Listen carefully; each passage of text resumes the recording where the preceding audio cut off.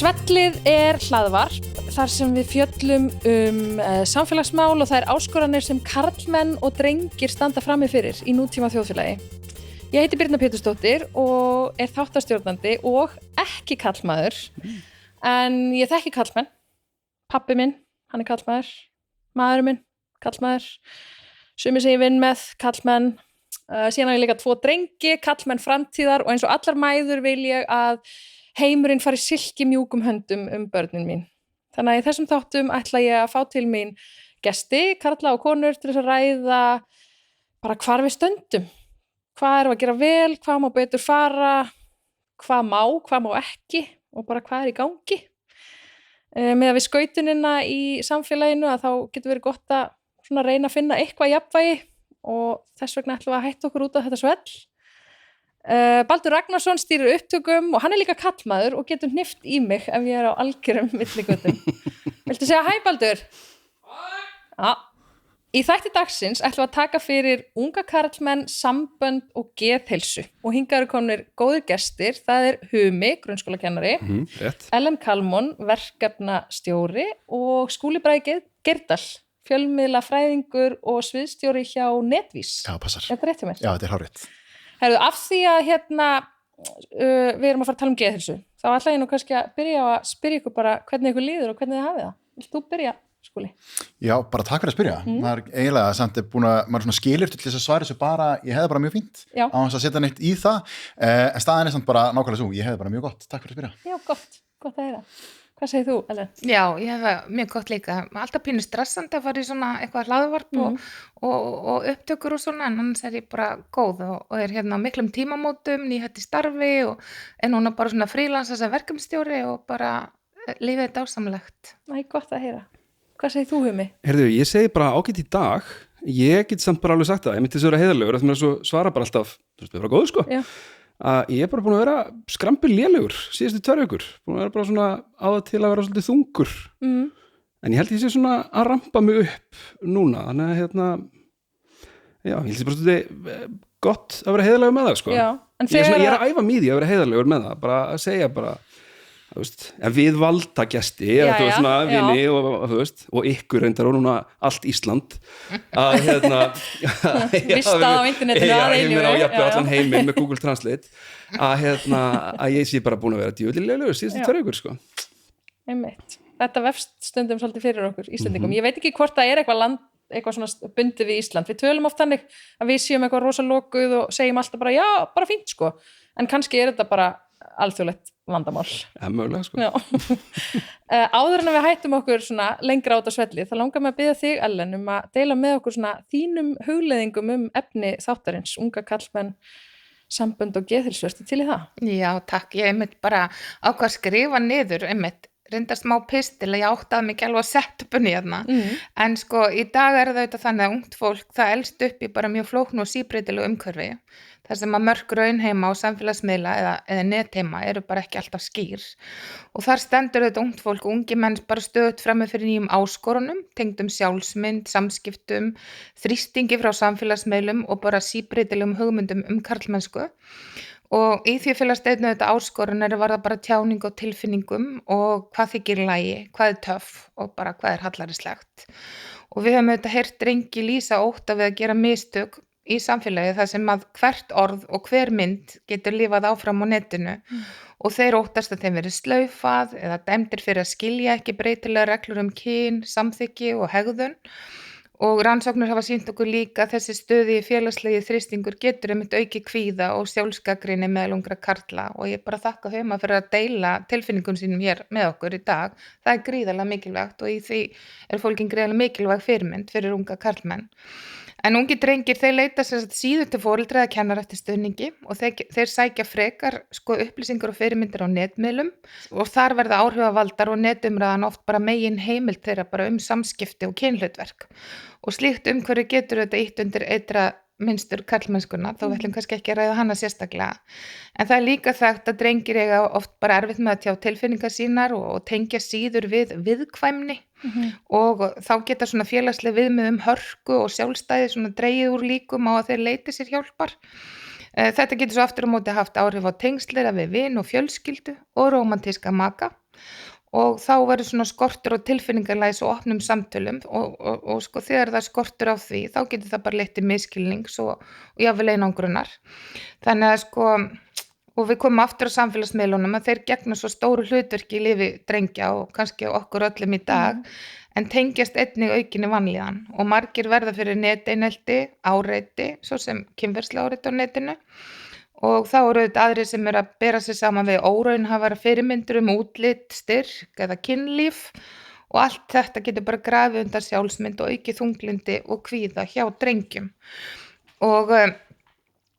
sumir drengir þeir bregðast við svona tilfinningalegri vanlíðan með reiði eða árásagirni sem getur svo verið birtingamynd óleysts sálræns vanda og ofbeldishegðun ungra karla tengist oft lítilli félagsfærni og fyrri áföllum eða skort á tilfinningalegum stuðningi og þess vegna bara mikilvægt að skapa aðstæður þar sem drengi geti rætt líðan sína án skammar og fengi faglega aðstoð snemma, til dæmis í gegnum skóla, íþróttafélög eða einhvers konar jafningjafræðslu og ég held að það sé greiðlega mikilvægt til að undirbúa drengi fyrir svona fullorðinslífið það þarf að efla enn frekari menntun í geðheilbrigði, kynfræðslu og ábyrgð í samskiptum, það þarf að leggja frekari áherslu á þjálfun tilfinningagreindar, samskipta og sjálfsumhyggju og ef ég leyfi mér að tala svona heilbrigða karlmennsku sem þá andstæðan við eitraða karlmennsku, þá felur hún einmitt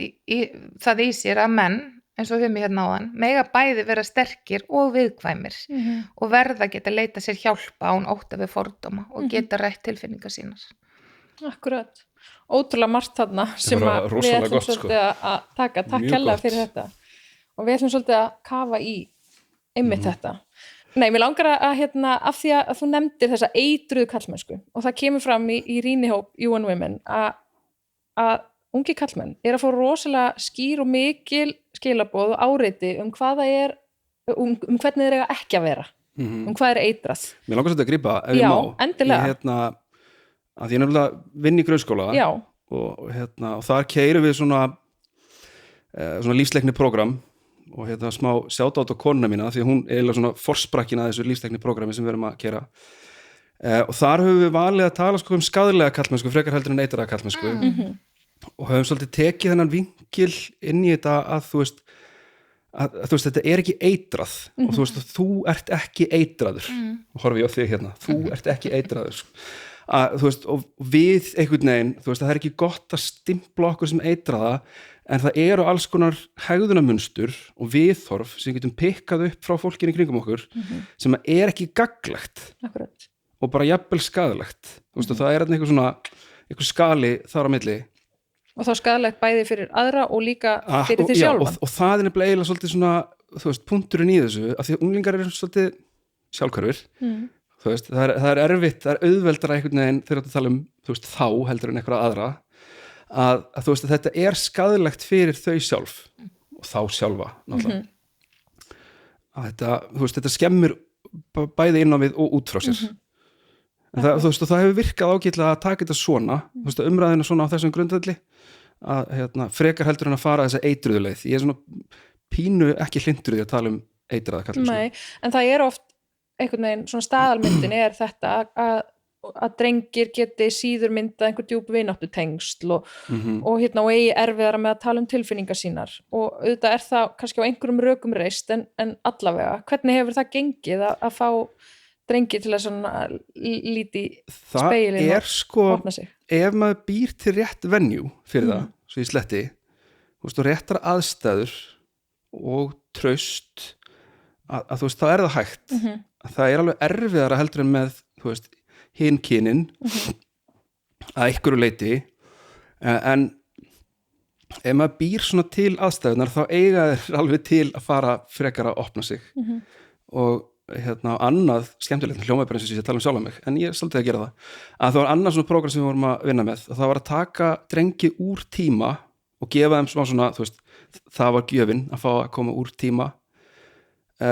og við sátum með kannski svona 6 drengjum saman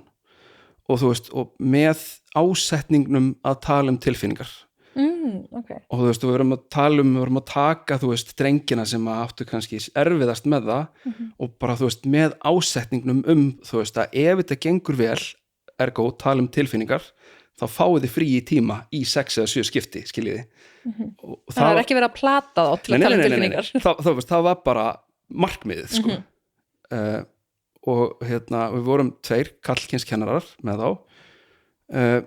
og keyrðum svolítið á þessari hugmyndafræði að við vorum fyrirmyndirnar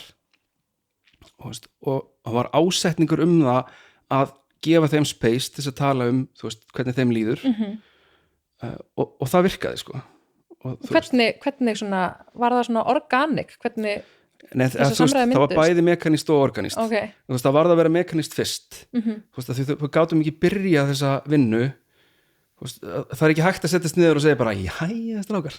og svo bara þegjum við í smástund þú veist, það var það að vera eitthvað svona upphaf við vorum að vinna með, þú veist, kannski eitthvað sögur þú veist, maður svona sagði af sjálfum sér velvaldar eða jafnvel skáldaðar þú veist, bara svona til þess að hefja umræðurnar og svo, þú veist, unnum við með ákveðin tópík og líka, þú veist, við unnum svolítið með bara, þú veist, þetta var að gerast í bekknum, þú veist, hvernig líður ykkur þá og þetta svona svolítið spurningum þú veist, ásetning á réttum grundvelli af því það geta allir talað tilfinningar en það kannski bara gera það ekki, sko Akkurat Þannig að það þarf svolítið og ég alveg segur það, sko, ég ekki heilagur, sko ég ekki, það alveg átak fyrir mig að sitja hérna og segja mér liðið illa Já, þú ert í bata allir það ekki bara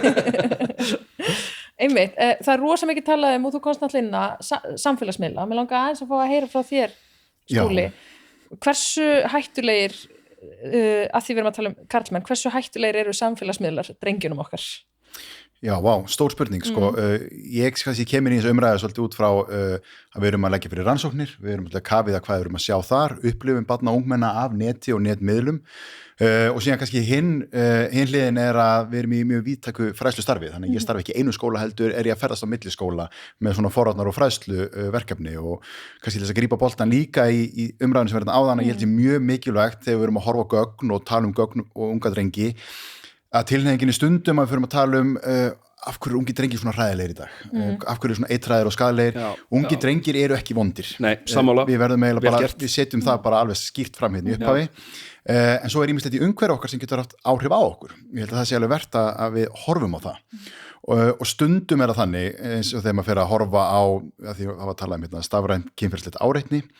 að þegar að ég sé tölfræðan yfir úlingsstúlkur þar sem að helmingur þeirra beðin að senda sér nektarmyndir að þá á ég það til ég að einblína á það og við þurfum að ráðast á þann vanda og við sannarlega þurfum að gera það en hlutalli stráka með 25% kannski dvelur í skugganum en það samt fjórðungur og það mjög hátt hlutfall og það má ekki gleyma drengjum líki þeirra umræðu en þegar við fyrir að horfa á þessi vandamál sem steðja að þeim í gegnum miðla og netmiðla þá eru við komin inn í klám áhorfið þessar eitruðu skoðanir haturs innrætingu og það eru kannski svona umdeildari topic heldur en þegar við erum að tala stúlkurnar og það bara beinlínis vera að biðja þær nektarmyndir og við erum bara öll sammála að það ekki í lagi en hvað þessi strákar allir með þetta hatur og þeir eru að skoða klám og þeir eru að gera alls konar sem þeir megi ekki vera að gera en auðvitað upplifa maður sig á þessum aldri þegar maður er úlingsdrengur maður er tindur, maður er að leita viðurkenningu jafningja og maður er líka svolítið að reyna að brjótast frá því að vera drengur yfir í karlmaður ég með vantar einhverja fyrirmynd ef hún er ekki heima hjá mér í umhverju mínu þá leita ég hana á netinu og hvaða karlkyns fyrirmyndir finn ég síðan þar og það auðvitað kannski svona dýpur umræða sem ég held að við kannski förum aðeins betur í Já, fyrirmyndir, það stórt Ég einmitt bara, mér finnst þetta svo geggjum pæling að sko, ég held að við þú veist, aftur að þessum punkti sko, strákar eru ekki vondir að, þú veist, ég held að þetta er ekki kannski beint vandamál stráka þú veist, að við verum að tala börn Akkurat Þú veist, við verum að tala 11-12 ára stráka þú veist, þeir munu byrjaðir á samfélagsmiðlum og þú veist, þetta er ekki þeirra ábyrgð einna, þú veist, þetta er okkar ábyrgð Já. og þetta er það er svo mikið af vandamáli sem ég sé sem eru bara að það er ekki verið að tala við börn og að svona heima fyrir þá já. Og ég meina, þú veist, og ekki kannski bara heima fyrir það því við erum samfélag, sko fór líka í skólanum og bara annar staðar að það vantar hennan ásetning okkar til þess að vera fyrirmyndir af því við erum bara oft svo mikið í einhverjum vandræðagangi. Þú veist, við kunnum ekkert að tala samfélagsmiðla og við veitum ekkert hvað að gerast þannig að það skiptir engu máli við getum samt alveg talað við krakka og ég meina eins og þú veist, við tveir hérna fættumst kallmenn að þú veist, við getum verið góðar fyrirmyndir og stundum það maður jafnvel bara íkja það þú veist, það er bara það eru bara svona ákveðin gildi eins og til dæmis, þú veist, nú á ég dreng og stúlku sem að notar hún hán og svo kendi ég fullt af drengjum þú veist, ég lagði mig alltaf og ég vinn með konu minni þú veist, ég legg mig alltaf sérstaklega fram það að sína henni alltaf fulla virðingu sem ég geri alltaf en þú veist, ég íki það bara af því ég veit að það eru þú veist, 90 eða 120 drengir sem að bara, þú veist, horfa á hvað allt sem ég að gera á daginn og það eru bara svona ákveðnir hlutir sem við getum valið að setja ofan á. Akkurat. Og við getum alveg valið það að tala hatursorðræðu án þess að vera kannski nákvæmlega inn í því hvað að gerast á öllum samfélagsmiðlum. Já, mér finnst þetta svo áhugavert sem að tala við krakka ef ég má. Að sko, ég held líka bara sko hvernig eru fjölskyldugildin okkar í dag og hvernig við erum sjálf á samfélagsmiðlum og hvað við erum upptekinu okkar tækjum og aftur eins og þú segir og ég segir, ég er ekki fullkomin, ég á 14 ára gamlan dreng, við eigum 1 barn og við erum dálítið upptekin þegar ég reyna að setjast niður á kvöldin og borða kvöldmat saman og það er aldrei engin skjáur eða símanu kvöldur á borðið og við ræðum og förum við daginn og spyrjum spurninga og unglingurinn náttúrulega svara bara oft bara nei, veit það ekki og eitthvað en þá bara þráspyr maður sko, ef þú tala með íkja maður bara gengur á eftir og spyr meira og það til unglingurinn stundum bara dálítið pirraður og það er bara allt í lagi að það er líka þetta með foreldrahlutverki sko að foreldrahlutverki er ekki vinsældakeppni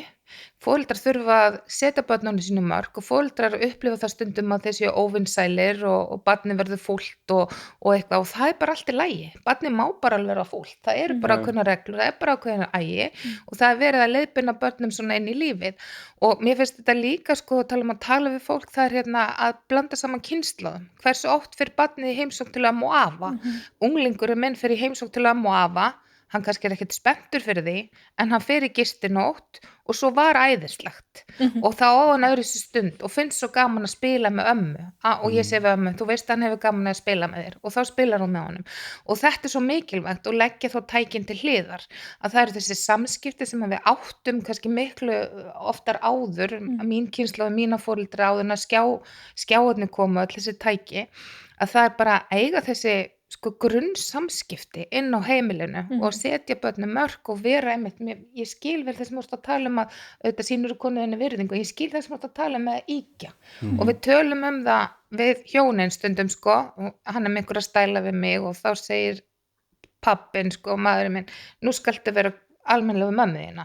og þú skalt hlusta og ég segi líka nú ert þú að sína pappaðinu vanverðingu sko þú veist þannig við tölum og við ítum þetta er eitthvað sem við ítum stundum bara undir í okkar sko svona heimilislífi en við gerum eins og aðrir við eigum það til að koma heim og allir endi sínum skjáin í herbergi og ég held þessi bara alls ekki hollt og svo segi ég stundum bara heyrðu halló, nú þurfum við bara sko nú farið að verða sko fjölskylduvætna að setjast það niður og horfa saman á eina bíómynd og svo maður að horfa núna kannski einhverja og horfa á Titanic daginn og þá er það svona akkur gerist þetta og sko samtali tilfinningarnar, ástina sko slísið Titanic þú veist, söguna þú veist að ræða og þau læra ótrúlega mikið á að þú veist að horfa saman á eitthvað þar sem maður getur tekið upp alls konar topic þegar maður er að horfa saman þannig að ég held að þetta sko að mér langast að tala sko forvarnir, það er bara hvernig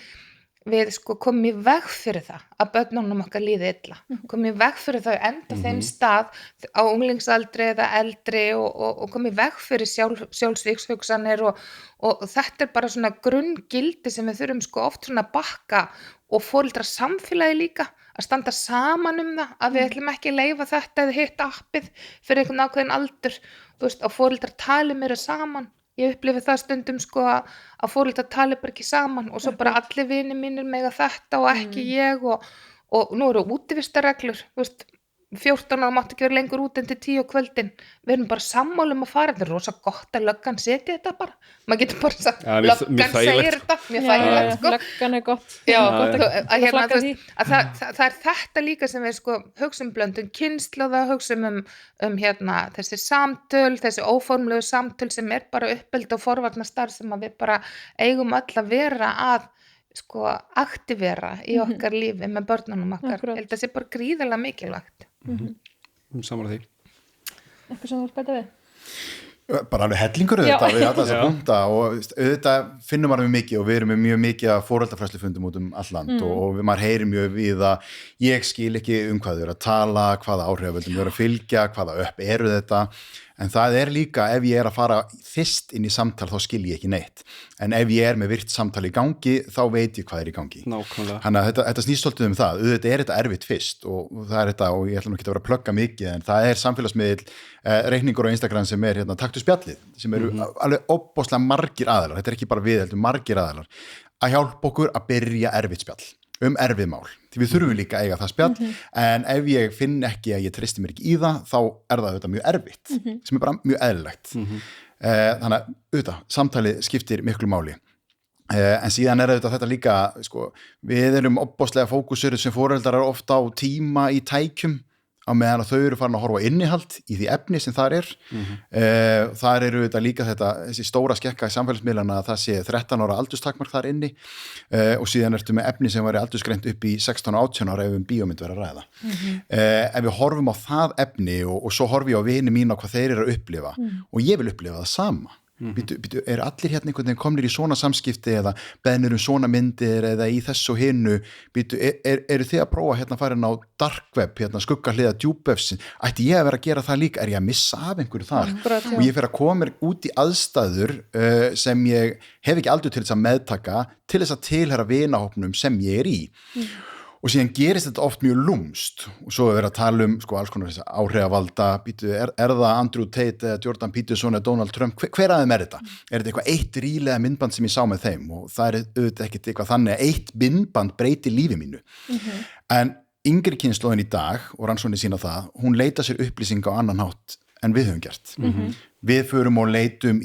flettum upp á Google eða spyrjum spurninga annar staðar þau leita fyrst og fremst í hvort annað, í jafningja, í staðfestingu hjá vinum. Þannig að þegar ég sé eitthvað, býtu þessi Andrew Tate, hann að segja þetta og þá spyr ég vinahópinn minn, hvað finnst ykkur það? Akkurat. Ef ég fæ staðfestingu þar og svo fyrir við að deila kannski frekara efni sem algoritminn pikkar síðan upp og sendir mig meira af því og festir mig inn í þeim bergmálshelli með staðfestingu jafningja ofan á það, þá ég svolítið komin á það að skoðun mín kannski farin að breytast. Það byrja kannski sem einhvers konar bara fyndin djókur og við fyrum að deila einhverjum fyndnum asnalegum myndböndum af Donald Trump eða því sem hann að segja en svona smám saman þegar ég fæ stöðugt staðfestingun af því frá vinum mínum sem síðan upplifa sér týnda í umræðunni að þá breytist þetta úr því að vera djókur og við fyrum að panta okkur og temu maka derhúðnar. Þannig að það svona kannski það sem kannski meira að gerast, þessi svona smám saman þessi hatusinnræting, ekki kannski einhverju stór hatusorraði, stórum málum, þetta miklu lúmskara inn í mýmum, inn í emojium og tjáknum sem eru samskipti sem við skiljum ekki,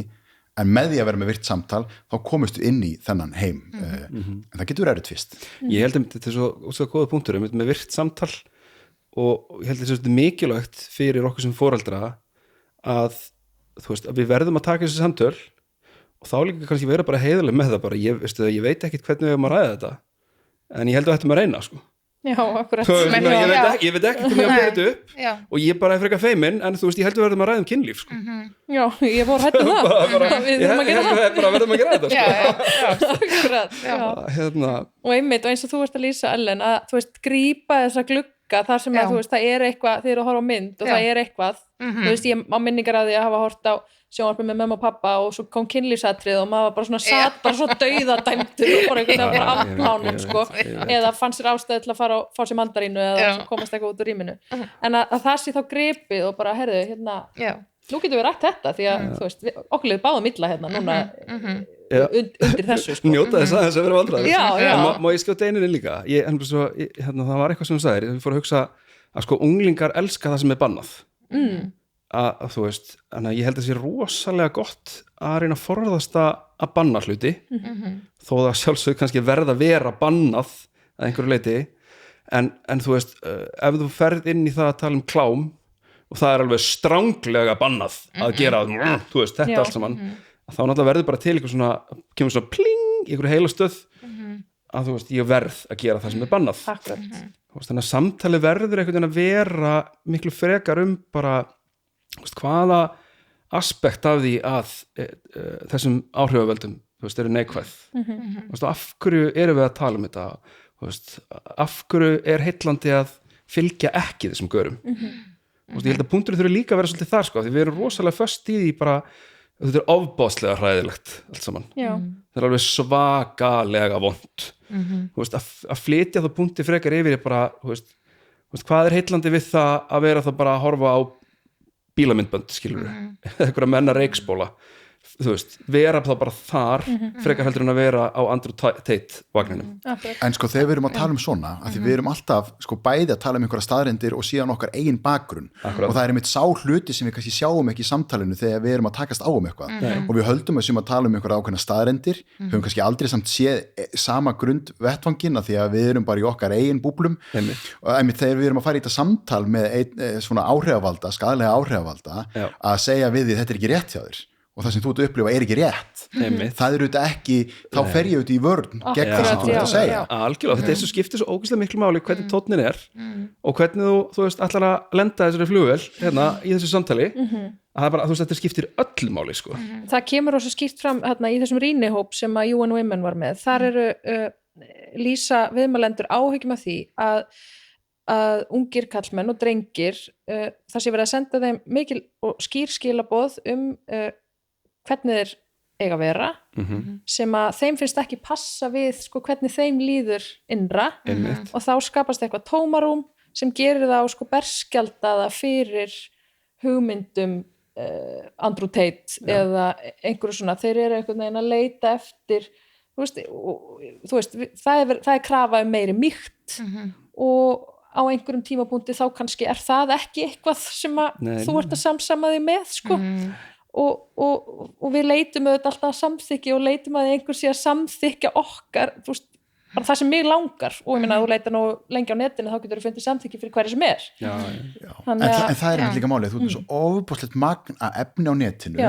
þannig að hvaða efni er það sem nær flugi og nær í gegn, það er stóra spurningin það er ritstýring á efnin og samfélagsmiðlum, það er enga tilvílanir ég sjá eitthvað annað en þú og það er auðvitað búið að reikna þetta allt saman út frá því hver við erum og upplýsingum sem við safnað okkur sem þýðir að einhver mýkt eða einhver miðja einhverju samtali hún næri ekkert í gegn af því það er fyrst og fremst verið að reyna að virka hjá okkur einhverja tilfinningar þannig ég þarf að augra til að ná í gegnum allt þetta efni þannig að það ná í flugi og við vitum það og við sjáum það öllum gögnum að það sem virkjar tilfinningarnar hjá okkur það næri í gegn þannig að þegar ég er að leita að því einhverju fyrirmynd að því hvernig ég breytist frá því að vera drengur yfir í karlmann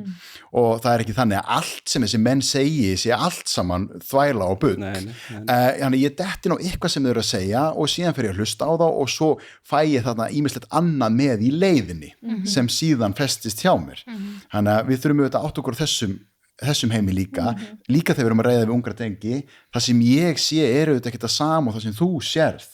þannig að við verðum átt okkur því áður en við komum staði þannig að það er allt í lagi að við sem ótrúlega ósammála og það er bara allt í lagi og við þurfum átt okkur því sem samfélag meira og meira að vera bara sammála og að vera ósammála en að geta samtalað um það og þannig einhvern veginn náu kannski að einhverju leiti að tengjast í gennum samtali. Ég veit það, svo held ég að fyrir ekki. Mér langar líka bara svo til að jartengja okkur og jartengja barnið og unglingin og þú veist, við erum kannski að tala um unglinga og aðeins eldri að hérna, þú veist, þegar við tölum um klám einmitt, sko, hvað er klám? Gerir þú þig grein fyrir því, þú veist, ég segi ekki eitthvað bannað að horfa á klám, ég segi, gerir þú þig grein fyrir því að fólki sem er að leika í þessum klámyndum er fólk sem er búið að beita ofbeldi, þetta er oft fólk í eiturlyfjum, þetta er fólk sem á mjög bátt, það lítur kannski glæsilega út en býr í hreysi eða er með ótrúlega mikið peningu, það er bara ónýtt í sálinu, það er búið að fara svo illa með það. Hvernig manneskja vill þú vera þegar þú ert orðin stór? Hvað langar þig til að læra eða gera eða starfa við? Sko hvað hérna, þú veist, nú býrð þú bara hérna á Íslandi og þú býrð hérna í Vesturbænum og hvað ætlað þú að vera, þú veist, og hvernig vilt þú koma fram við aðra, hvernig vilt þú að aðri komi fram við þig, hvað gerir þú til að láta þér líða vel í þínu umhverfi, þú veist, og ég bara, sko, við ferðast mjög mikið með sín okkar og við vorum í París og vorum á veitingahúsi og svo bara við hliðina og voru hérna konur bara að selja vændi bara við hliðin á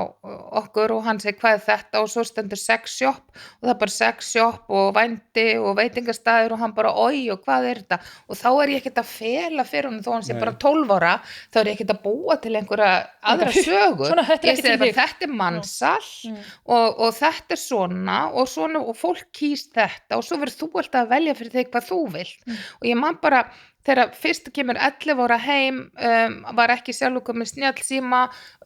lendir því að sjá klám á snjallsíma heimi á vini sínum kemur heim í ofboði mamma, það var bara kona og það var bara, hún var með hnén hérna við hliðina á eyrunum og svo sá ég að píkan og rassin bara eitt strik, það bara eitt strik mamma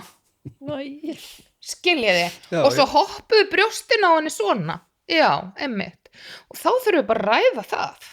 skilur við, þetta mjög mikilvægt þetta bara gríðarlega mikilvægt en ég get alveg ímynda mér að margir foreldrar akkurat þarna myndu bara fara í baklás sko. og skammast, þú áttir ekki verið að skoða þetta hvað varstu nú að gera hvað nú í gangi á þessu heimili og þau tala rosa mikið þetta við okkur ég treysti mér ekki til að tala við foreldrar mína að því að ég hræddur við viðbröðin þeirra þegar ég kem og segi þeim frá en líkunar á því þegar ég fer á netið að ég muni lendi því að sjá eitthvað sem líður illa með og viljum við þá ekki vera sá staður eða allavega vera búin að segja þeim hver sá staður getur verið, hvort sem það starfsmæður í skólanum eða eldra sískinni eða ég verð líka að vita hvert ég get leitað því annars leita ég dýpra inn í netið og hvert eru krakkar, ungir drengir að leita eftir aðstöð getið þið svara því? Það svolítið erfitt að segja ég meina það náttúrulega oft þeirra á milli eins og þú sagðir áðan og ég meina á netið já. sem getur líka verið gott og það má líka tala jákvæða hliðarnar það getur verið fínt ef ég týndur, ég einmana ég jafnvel ekki vini, að geta líka leitað í samtölu við aðra eða jafnvel fundið, eins og segir, ég get fundið allt á netinu líka slæmt, en líka ef ég að upplifa með öðru sem allir aðrir í umhverju mínu, þá getur það líka hjálpa mér að komast í það samtal og það upplýsingar fundið samfélag algjörlega, þannig að net og samfélagsmiðlar ekki vondir í eðli sínu, það kannski meira hvernig við erum að nota þá en það samt líka þarna efni sem skaðlegt og þessin eru aldurstakmörk á því en ég þarf að skilja út á hvað þau ganga það fyrst og fremst ekki verið að merkja efni út frá því að það sé blót eða blóð eins og margir foreldrar halda það eitthvað sem eru áhrif á hegðun þegar ég 12 ára hef ég ekki ennþá þróað upplifað áfengi, fíkniefni, kynlíf, mismunun á eigin skinni þannig þegar ég sé það í myndefni, ofbeldi, jafnvel á annan hátt, jafnvel í afþreyingarefni sem ekki raunveruleiki, það getur haft áhrif á mína hegðun og hvernig ég kem fram við aðra og það þetta fyrst og fremst það sem við erum að venda börnin gagvart þetta ekkert grín með gul og rauðu merkinguna á sjónvarpsþáttum það þessi þætti sem við erum að hugsa en síðan fer ég skóla eftir skóla nýri börn á yngsta stigi þar sem þau að segja mig frá efni sem mert upp í 16 og 18 ára og við erum að tala bara 8-9 ára börn sem eru fann að horfa á slíkt efni hvað eru við að gera sem foreldrar, af hverju eru við ekki að taka svo alvarlega og síðan bregður okkur eftir á þegar viðbröðin og hegðunin síðan farin að breytast og þarna kemur samfélagið inn þetta okkar vandamál þetta ekkit þeirra vandamál þeir eru bara börn og þetta ekki slagur okkar við börnin heldur okkar við efnið og samfélagsmiðlana við erum ekki á móti börnunum við erum aldrei að stilla þessu upp þannig og þú veist það líka bara mikilvægt fyrir okkur sem foreldra að leyfa okkur að vera forvitin og þú veist að gefa okkur tíma að þú veist auðvitað ekki mikilvægt að gefa okkur tíma til að tala við þau en ég meina svo kemur líka bara svona ég man eftir þegar þetta Andrew Tate dæmi kom fyrst upp og þeir fóru að tala Andrew Tate í skólanum og ég var bara Andrew what? Ég veit ekkert hvað þetta og ég meina svo þurfti ég bara að setja tölvuna í skólanum með incognito mode og fletta upp Andrew Tate af því ég vildi ekki að það væri hann einhver slóð eftir mig sem það potið og þá kom bara allt þetta upp og þú veist þá gat ég að það tók mig ekki nema kostið 20 mínútur eða eitthvað að finna sá bara af hverju eru drengir að sækja í þennan rann það jú af því að hann að segja að drengir þurfa gera þetta og drengir þurfa passa upp á hvern annan og bla bla bla en svo fer hann líka að segja að stelpur séu bara tól sem á ríða þegar hann vill þú veist, og þetta öll þessi retorík að þú veist að það svo mikilvægt fyrir okkur að geta gefið okkur smá tíma í þetta af því að þarna kemur fóðrið í það að ræða við þá sko.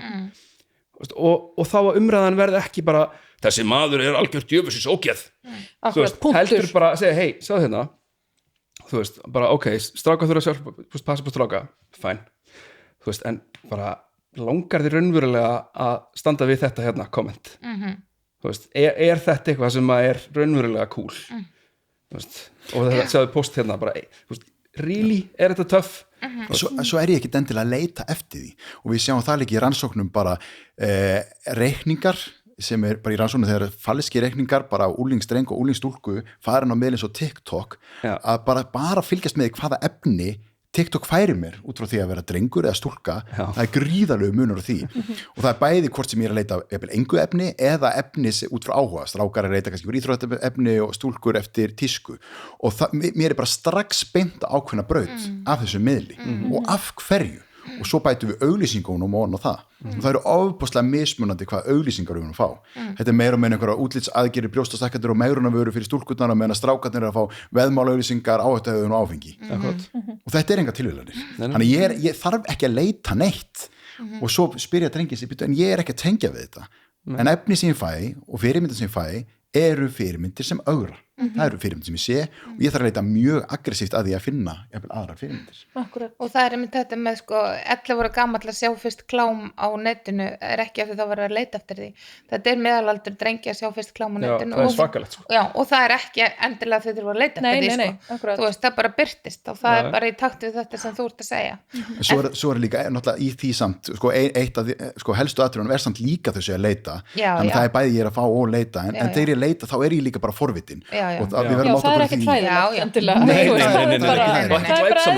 okkur og við mögum ekki dett í það að segja allt hafi verið betra þegar við vorum yngri þau eru núna með allan heiminn upplýsingaheimin í vasan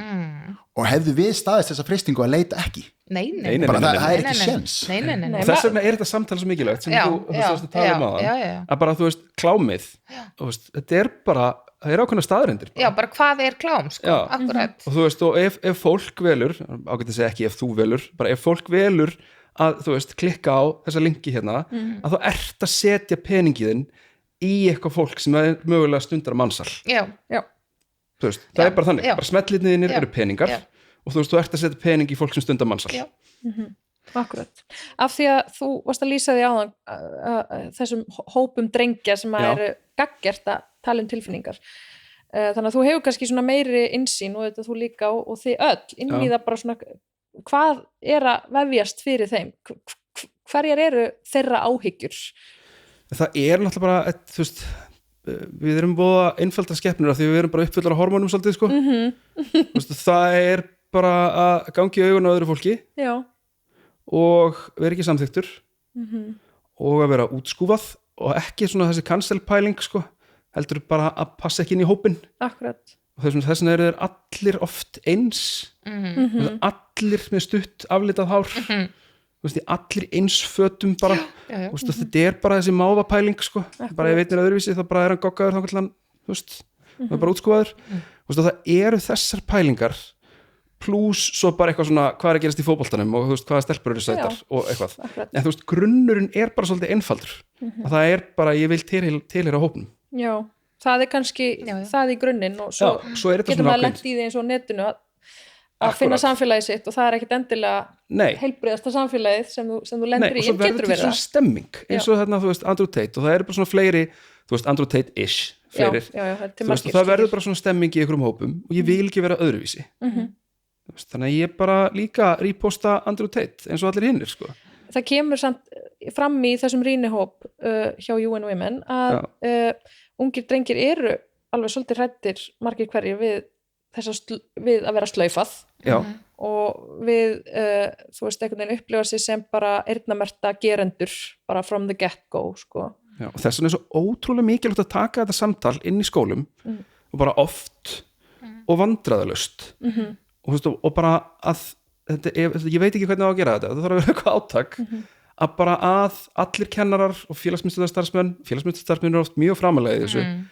að bara geta tekið þessi samtöl bara jæja, bara Andrew Tate, hvað segið þið? Þú veist, og eða bara, þú veist, klám við erum aðeins að ræða það hérna þú veist, og það bara mjög margir sem eru mjög hrættir við til dæmis að ræða klám Já.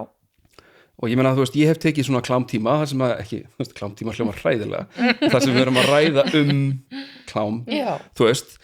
og ég meina, ég oft pínu bara svona, ok, hvaða tölvuposta ætli ég fái þú veist, eftir þennan tíma ég hef aldrei fengið neitt Nei, fólk bara guðslegandi fegið Já, það bara ok og svo við höfum haldið kynningar fyrir foreldra sem við erum að segja þeim frá þú veist, það sem við erum að gera og ræða og svona og þau eru bara megum við koma á svona klámfyrirlestur svo við getum, þú veist, rætt þetta og bara, já,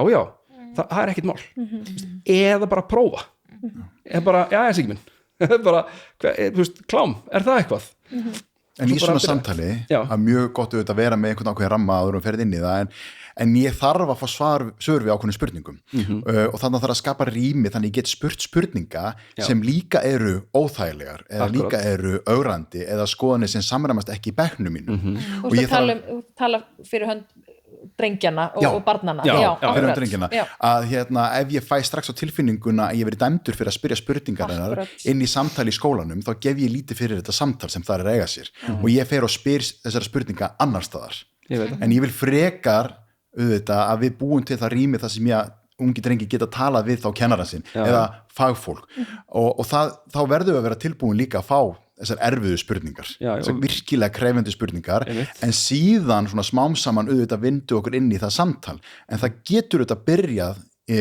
bara alveg logandi og það er þessar áhyggjur en hvað með foreldrarna heima sem að setja síðan geta að fara að senda mér pósta sem kennara eða þeim sem er að eiga þetta samtalin í stofunni hvað með svona aðdragandan get ég náða að loka samtalinu áður en fara í frímínútur og mun þetta samtal halda áfram þar og ég missi tökin á því auðvitað er þetta svona algengar áhyggjur sem við höfum en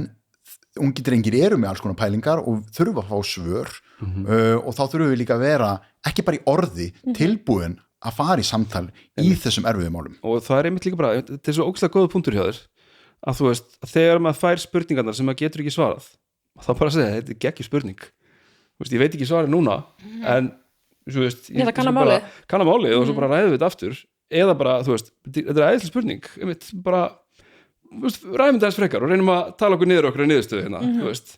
annars verður ég kannski bara inn í gervigreindina og við veitum hvernig hún er stilt líka og taka undir með mér flott hjá þér Skúli, frábært þetta var nú vel gert, þetta er góð spurning og þar fæ ég alveg stöðuga viðurkenningu því þetta er líka módel sem er að fá mig til þess að nota eitthvað meira markaðsfræðin, hún er triggeruð þarna til þess að vinna með mér á móti þetta er kannski ekki alveg viðbröðin sem ég fengi í samtalenu við fagfólk þannig að ég mun alltaf finna með stað fyrir þessar spurningar og ætlum við að láta Andrew Tate svara þeim eða ætlum við að svara þeim það er alveg málið, við þurfum bara sem samfélag að svara þessu spurningum Já, og þú varst einmitt að tala þetta sko með að Andrew Tate bara segir það að strákar megi bara gera það sem þeim vilja við konur og þá kemur að þessari jafnréttispælingu líka og aftur þessari jarðtengingu bara getur þú sem strákur ímyndaðir það ef einhver vill bara misnota líkama þinn þegar einhverjum hendar bara að einhver getur bara nota líkama þinn og væri þú tilbúin að leggjast undir það, skilurðu þú veist, bara að snúa þessu líka alltaf yfir á þá, alltaf vera að tala um þessa jafnréttispælingu og stúlkaða kona er manneskja með tilfinningur og sál, akkur helduru að þessi í lagi að ganga svona og hana eða hennar líkama eða hennar andlegu hlið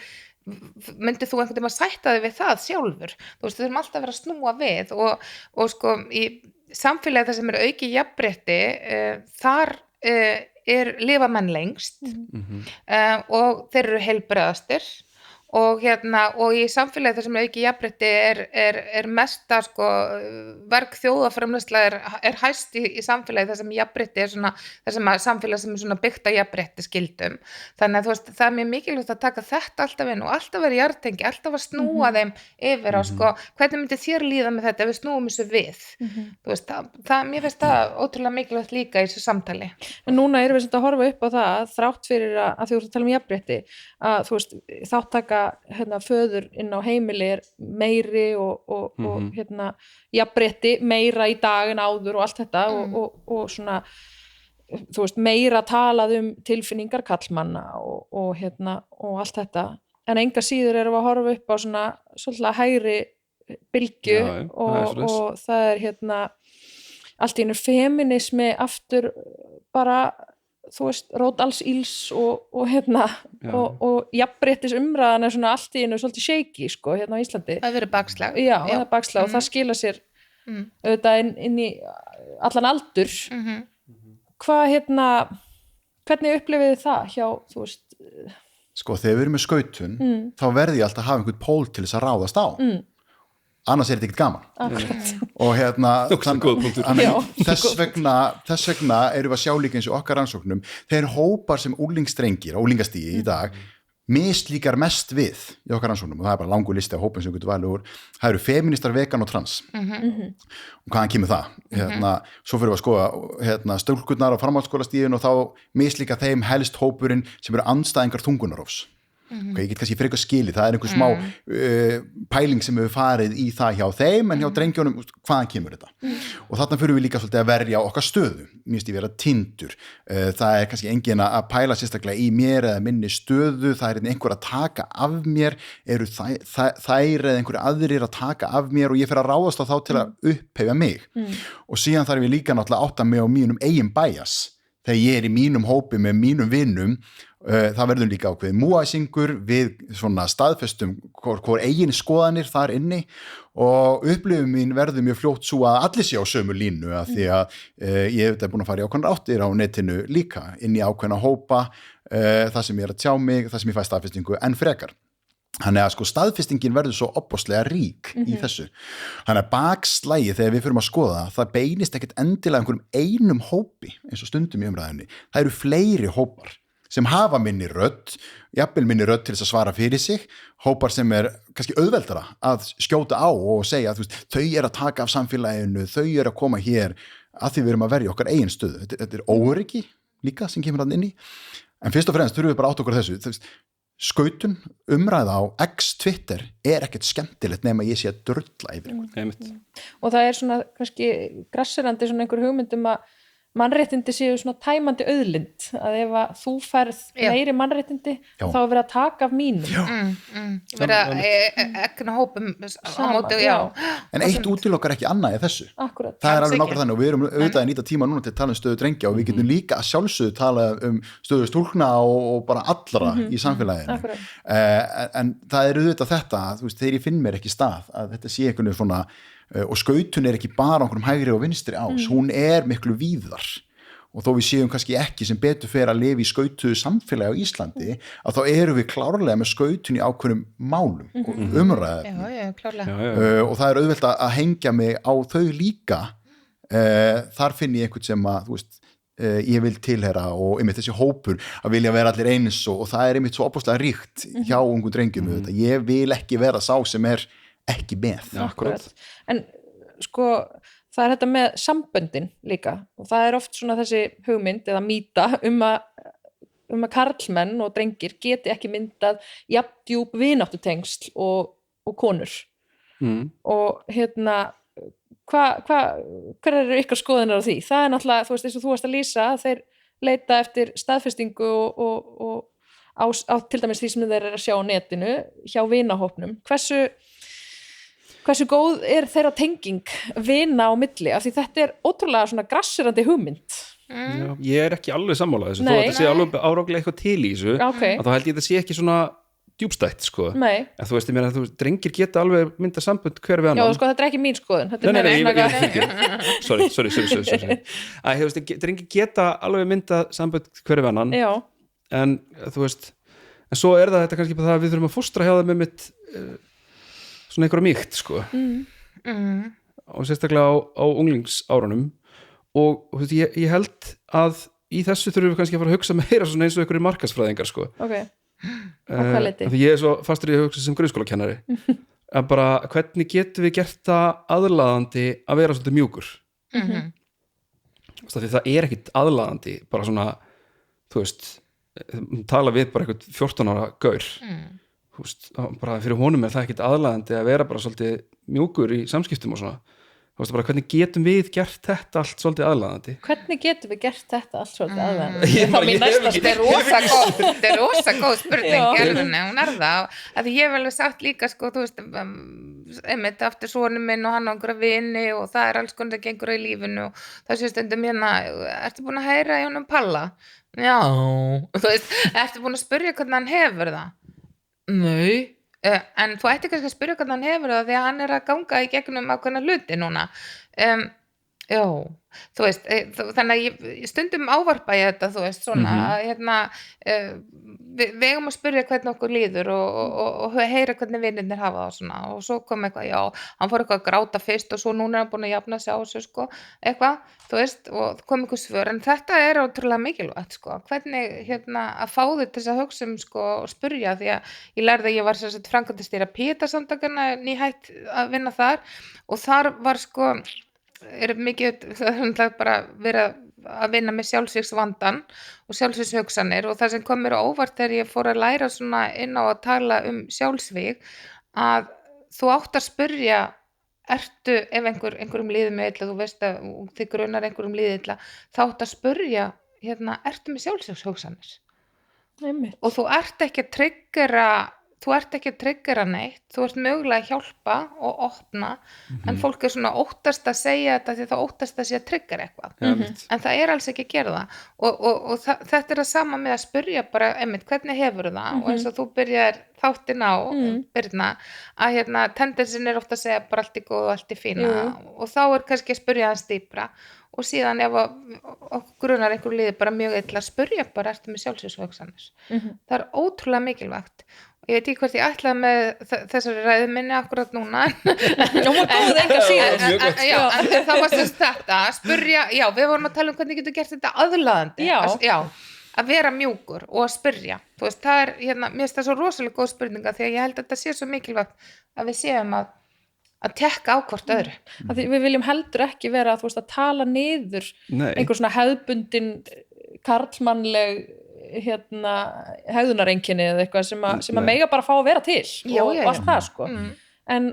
maður vill ekki að þau séu að þeim sé heldur þröngvað upp á einn eða neitt. Nei, ég held ég dæmum líka bara allt of oft það sem við skiljum ekki alveg og þegar við erum að horfa á einhvern veginn af hverju eru ungi drengi svona hinsegin og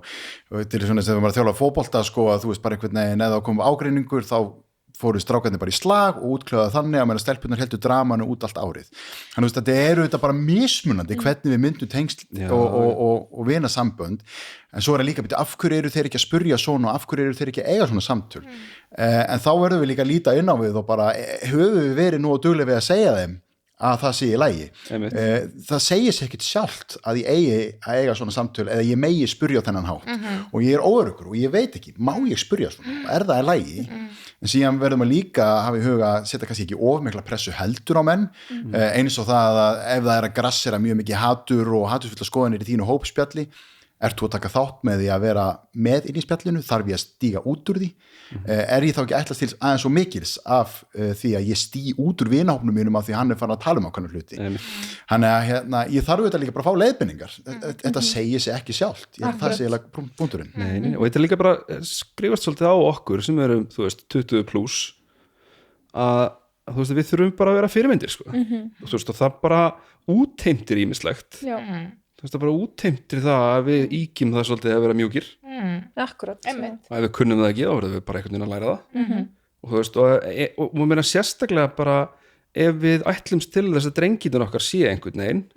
þá þurfum við bara svolítið að vera það líka skilur. Þetta bara svolítið svona eins og, þú veist að reykja og ætlast þess að barnið sitt reykja ekki sko. Bara akkurat jöfu átt þú veist og svo eru við að tala almennt og það alveg þannig, þú veist, fjölmargir drengi sem ég hitti eru þetta mjúkir ég þekki marga og við tölum yfirleitt líka oftast íktudæmin í þessu að meðan kannski svona, að megniru til eru þeir líka bara mjúkir og góðir og það einmitt aftur að sama punktinum sko, ungi drengir eru ekki vondir Nei, og maður þetta líka svona einhver leita fóðra skrímsliða því að þú veist, við erum stöðugt að fá einhverjar upplýsingar að drengirnir okkar standi svo illa og þeim líður ekki nógu vel og sjálfsvígstíðnin há og skólakerfið ekki að grípa þá og sem móðir ungra drengja þá verður maður bara dauðstressaður fyrir framtíðinni og einhvern veginn bara býtu hvernig get ég, þú veist, passað upp á að þetta gerist ekki hjá okkur og en þá hættir maður þetta til að fara svona í kannski, þú veist, grimmustu dæmin en svo eru líka meiri átök í þjóðfélaginu, það er verið að takast grimmilegar á bæði á samfélagsmiðlum og svo er svona polarisering bara frá ráðamönnum niður til leikmanna og það kannski hefur líka eitthvað að segja og hefur, þú veist, áhrif á þá sem að og náttúrulega fólk fattar bara ekki orsakasæmingið sko eins og þarna Kastljós viðtalið daginn sem fjallaði þú veist, trans börn að þú veist, það fólk áttar sig ekkit á afleiðingunum sem að verða inn í skólakerfinu sko. Þeir sem tala svona þeir sem tala svona veit ekki hvort ég nefna nokkur nöfn en við vitum alveg að þú veist að þau gera sér enga grein fyrir því hvað þetta þýðir inn í 3., 4., 5., 6., 7. þú veist og upp úr hvað áhrif þetta hefur nei. En það er þessi staðfestingabæjas líka sem við erum með að þegar ég sé eitthvað í fréttum að ég fara að upplefa, eru þá allir með þessa skoðun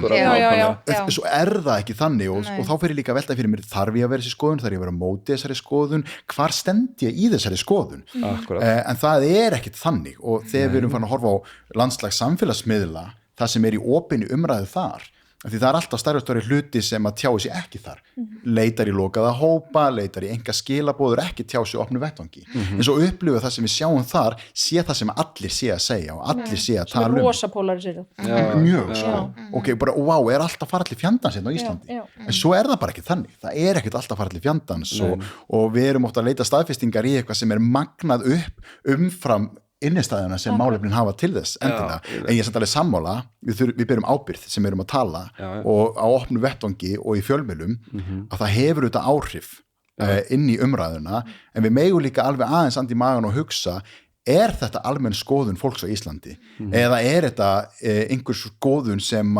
er á jaðrinum sem fekk bara plattformin til þess að líta út fyrir að vera skoðun mjög stórs hóps og hugsa kannski sko, hver er það sem er að segja þetta og hvaða forréttinda nýtur viðkomandi og hvar liggur hans svona þekking, manni finnst ofta svona þeir sem láta kannski láta sem varða jafnréttisumræðu þegar maður heyrir að þú veist ég egnaðist dóttur og þá allt í einu stíg ég hérna inn í jafnréttisumræðuna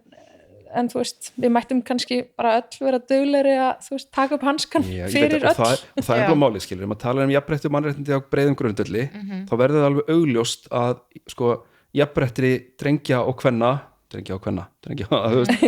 allavega, að þú veist, það hagnast okkur öllum, þú veist, og geta rætt, þú veist, við allan hópinn, öll kynum, bara, þú veist, þessi skaðlegu kall, viðhorf,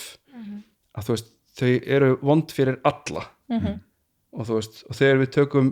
þessi jákvæðu kall einkenni, eða má kalla það skilur hvað svo sem það þýðir að þá gagnast það öllum þú veist, það er það bara eitthvað jákvætt inn í samfélagið, af því við erum bara öll með mismunandi kosti og galla og svo erum við í litlu samfélagi líka og eftir við til þegar einhver segir eitthvað að við gefum viðkomandi ómikið vægi eða hlutgerum þá skoðun í persónu viðkomandi og fyrir síðan að ráðast á persónuna það er líka eitthvað sem við þurfum að hafa í huga og þannig að þeir sem að taka undir spurninguna sem viðkomandi varpar fram býtum með því að ráðast á þessa persónu þá ert þú á móti okkur sem hópi þannig að við þurfum líka að horfa á það að þegar að vera heldur ekki í litlu samfélagi því maður þekki mann og við erum svo fljóta að segja þessi, hann er svona hinsegin og hann er með svona skoðanir og þetta er algjör fávit og fíbl þannig að það er heldur ekki gott í umræðinni, þannig erum við líka oft að póla umræði í kannski bara ákveðum einstaklingum sem vera talsmenn fyrir einhverja ákveðna skoðun sem kannski líka standa fyrir oft ýmislegt annað og þegar við erum að tala jafnrétti líka þá er svo oft sko hugsaðum sko að jafnrétti sé kvenréttindi en jafnrétti er jafnrétti beggja kynja og þegar við erum að tala sko vinnustæði það er ekkit gott að vera bara á kvennavinnustað eða bara kallavinnustað það er langt best þegar cirka 50-50 þannig að það er ótrúlega mikilvægt að tala þetta og svo þegar við erum að tala þess að hópa eins og trans og það er verið sko, og það er einhver á móti trans og svona, þá fer ég aftur í þetta jartenginguna, trans, það er einhver manneskja sem er trans, þetta er manneskja með tilfinningar og langanir og má hún ekki bara lifa því lífi sem að hún vill svo lengi sem að hún frekar en þú eða ég erum að brjóta á mannréttindum annars fólks eða fara illa með annað fólk bara frekar en nokkur annar, bara má ekki hver veit bara lifa sínu lífi sannleika og í sínu sannleika og sínu þannig sem honum og henni og hann líður best þurfum við eitthvað að vera að hafa einhverja sérstakar skoðun á því bara yfir höfuð það Það er nú málið nefnilega. veistu, mér finnst það bara svo fráleitt og og í þessari umræði núna erum við náttúrulega rosa föst í svona kynja tvíhyggju Já, þetta erum við Já. alltaf á einhverju spektrumi og þetta er miklu stærra en maður er segur um það Já, Já. sjálfur að detta inn í tvíhyggjuna og jafnrétti þetta bara jafnrétti allra kynja og bara jöfn staða í samfélaginu þannig að þú veist, mér finnst svo mikilvægt ég verð alltaf bara svona þegar fólk er að tala um eitthvað þú veist, einhver svona hópa trans eða innflytjendur eða eitthvað þetta er bara, í grunninn er þetta allt fólk og ég fyrir að hugsa sko, þegar við tölum líka bara um frægt fólk sko, þá er þetta allt bara fólk einhver fræg manneskja og við bara dyrkum þessa manneskju og hún er svo frábær söngkona eða eitthvað þá er þetta líka bara manneskja með tilfinningar sem þarf að sofa, borða og fara á klósettið og fara í sturtu og allt þetta þú veist, bara reynum við alltaf bara svona að jarðtengja okkur aðeins líka meira í svona bara umræðu fólk og vera að hafa einhverja skoðanir á fólki og hvernig það haga lífi sínu sko, svo lengi sem það er ekki að drepa það beita ofbeldi eða þú veist, við getum átt skoðanur því bara, en skiljið, þannig að þetta er alltaf sem að mér finnst alltaf gott að fara í grunninn og svo erum við að tala við erum að sjá það núna að ungir drengir, ungir karlmenn eru að í auknum mæli að sækja í kirkjuna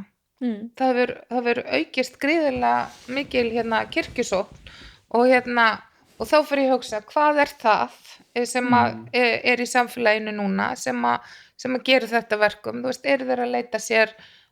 einhvers konar sálaró, hugaró og stuðnings, það er eitthvað sem að ég held nefnilega þarna að komið mitt markastarfið að þú veist, við erum pínu að klikka nú ætlum ég ekki að segja mig sem versus kirkjan, en þú veist það er eitthvað að klikka, fyrst að markastarfið gengur betur þar þú veist, að það okkur á að takast þetta að draga fólki yfir á beinubrautina án aðkomu trúarbragða þú veist. En svo er það kannski líka aftur að þessum sama punkti er einhvern veginn að svo þegar við erum að skoða gögn þá erum við oft að ná árangri sem við kannski upplifum ekki af því við erum að horfa á einhverja umræði í samfélaginu. Það er alveg hárrétt. Þannig að við megum líka alveg stundum klappa okkur á bakið að því manni finnst einhvern veginn, ég hef ekkert að segja svo kom einhverju frægir og er að segja svona og svona og allt er bara aftur að fara til fjandans og það sem ég er að gera sem kennari að vinna með bekki mér skiptir ekki máli. Það er ekki rétt. Það hefur bara ótrúlega mikið að segja og við erum sannarlega í mjög mikilvægri stöðu þegar við erum að vinna með börnum og ungmennum að vera fyrirmyndir og geta haft jákvæð áhrif og við skulum ekki bera okkur með niður fyrir það að við séum ekki að ná árangri því við erum alveg og við getum sé árangur víða en það er bara oft meiri fréttamatur í þeim niðurstöðum sem segja okkur að við séum ekki ná árangri þannig að við erum mjög duglega að berja okkur niður fyrir það En það er greiðlega mikilvægt þess að ég kom að í upphafi að við vinnum betur að forvörnum og hugum betur að geðheilsu barna því geðheilsa er bara svona grunnheilbrigði vil ég meina, þú veist þú er búin að vera slæmur í 2 vikur og þá kannski þegar maður er búin að vera slæmur þegar ég líka alveg átt slæmadag á mánuði sko, að þá er ég bara ekki til mikil skaks Akkurat. Ef að geðheilsan er ekki upp á sitt besta eða bara slög þá bara gerist ótrúlega fátt hvort sem það heita heimilisverk að vinna eða sko félagslífið eitthvað þú veist þannig að þetta er algjör svona grunnheilsa manni verður bara að líða þokkarlega til að vera fungerandi í samfélaginu og þetta er ótrúlega mikilvægt og ég tel aftur fræga fólki eða því að Nú vitum við að það er fullt af frægu fólki sem átti allan peningin í heiminum og hefði getað sko, haft geðlækni búandi heima hjá sér og fengið öll lyf og allt en tók samt eigið líf skiljið, við vitum bara mörgum dæmi þú veist, og þannig að sko og þá hugsaðu allir, vá, hann hafði allt en samt að því að geðheilsan er svo mikið grunnheilsa og það er svo gríðarlega mikilvægt að við beitum forvörnum þar og mér langar til að tala sérstaklega um Bergi Headspace sem er svona ráðgjafa miðstöð en fyrir ungt fólk að því að sko Pieta-samtökin þjónusta bara 18 ára eldri, hafa ekki leyfi til að þjónusta undir 18 ára en Pieta-samtökin eru með sko meðferðarúrræði á meðan sko Bergi Headspace sem er svona ráðgjöf og sko hjá Pieta-samtökunum þá er ókeypis þjónusta fyrir 18 ára eldri og Berginu líka en það er bara ráðgjöf en við erum ekki, þú veist við erum með biðlista inn á buglum, með biðlista inn á alls konar greiningar og allt fyrir börnin og við erum ekki með eitthvað svona lágþröskulda þjónustu meðferða úrræði fyrir börn þess að nánast að geta gengið inn strax. Og fyrir utan ástandi út á landi sem eru þetta sem er náttúrulega bara alls konar og sem og börnin það skipta jafn miklu máli algerlega og þú veist þannig að mér finnst sko við þurfum að grípa börnin fyrr og unglingarna þess að þau geta notið þessara þjónustu, lágþröskulda þjónustu sem er ókeypis og aðgengileg og strax að því við vitum það bara nokkri mánuðir í lífi barns er bara svo stór prósent af ævinni þeirra skiljiði. Pælið sko fjárhagslega ávinninginum af þessu öll saman þetta er vinna með börn og ungmenni þetta er allt of oft, þetta er svona álítið mjúkt og svo erum við ekki að setja hörðumálin sko, þetta eru auðvitað hörðmál og við erum allt ofta að tala alls konar auki aðgengja áfengi eða veðmálum eða samfélagsmiðlum án þess að vera búin að tryggja úrræði, forvarnir og fræðslu sem er ótrúlega rangur endi að byrja á í rauninni. Og erum nísk á peningin þar. Mjög nísk og svo horfum við á það, við erum til þess með algoritma á samfélagsmiðlum og svo erum við algoritmi í fjármálakerfinu og í fjármálakerfinu erum við alls konar varnagla til að koma í veg fyrir kerfisruna því það er algoritmi sem passar upp á peninga og svo erum við algoritmi á samfélagsmiðlum sem er áhrif á líðan og sjálfsmynd og þar er hann bara í höndu fyrirtækja sem er að keyra í gegn ákveðið tekjumódel, pössum betur upp á peningandur en börn sem er svona algengt en þetta var frábær punktur sem þú ætti að koma með og við gleymdu því líka, það spurði enginn þig hvernig þú hefðir það. Takk fyrir að spyrja, ég hef það bara gott en deilið með þér að hafa verið pínu stressuð að ætla að fara út af þetta svell að ræða þessi mál en ég er rosa glöð að við gerðum það, ég held að sé til mikils að vinna í þessum málaflokki og mér finnst þetta líka bara dálítið góður loka punktur á þættinum að efla geðheilsu hjá ungu fólki og setja bara púður og peninga í það. Erum við ekki öll sammála það? Það getur leist alveg hellingsvanda Amen að því við erum að tala um kirkjuna Takk æðislega fyrir að koma og spjalla um mig Takk fyrir okkur. Takk fyrir að hafa okkur